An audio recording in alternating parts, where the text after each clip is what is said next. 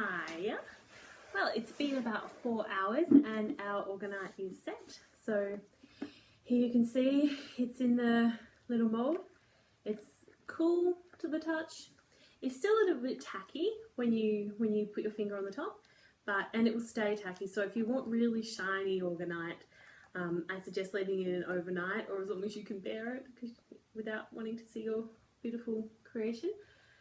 So just squeeze it out like this.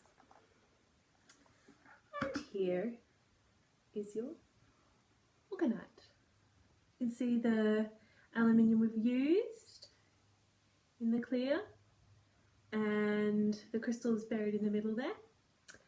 And so you can place this near your Wi-Fi or on your desk as a paperweight, and it will protect you from all the negative electromagnetic frequencies.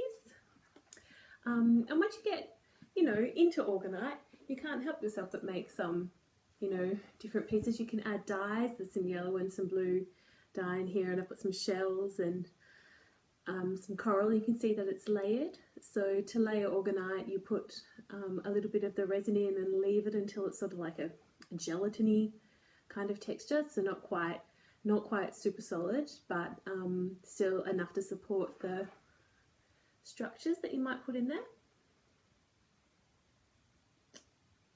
Cool. Okay. And this one's got copper and brass and aluminium and some citrine and some other rocks and shells in the bottom.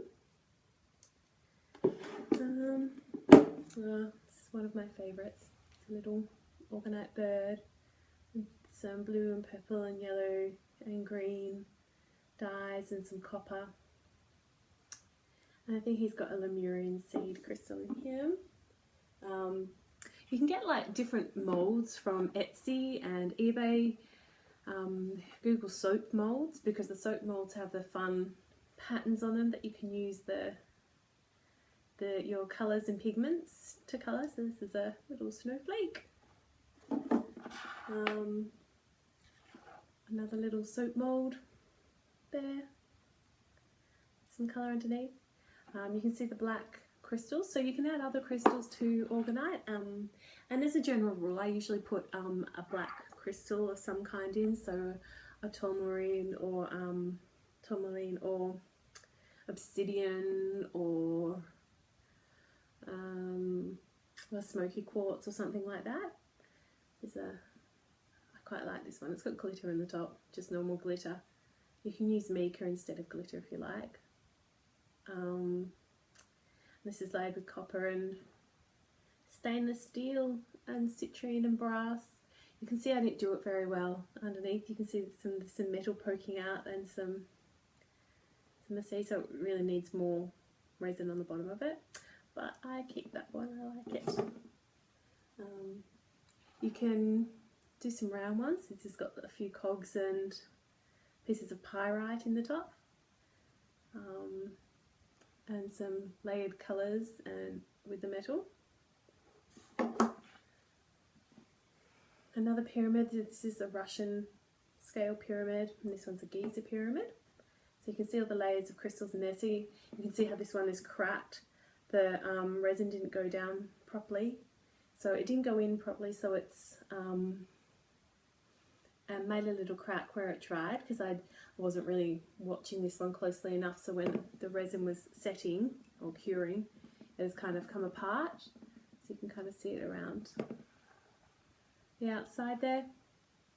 But it doesn't affect the functionality of it, it's just aesthetic. This is a toy car mould that I took from my son's sandpit and made an Orgonite from that one. That's quite cool. It's not a toy though, so just be aware of that, but it can look quite cute in the bedroom. And there's just the little lotus that I quite like.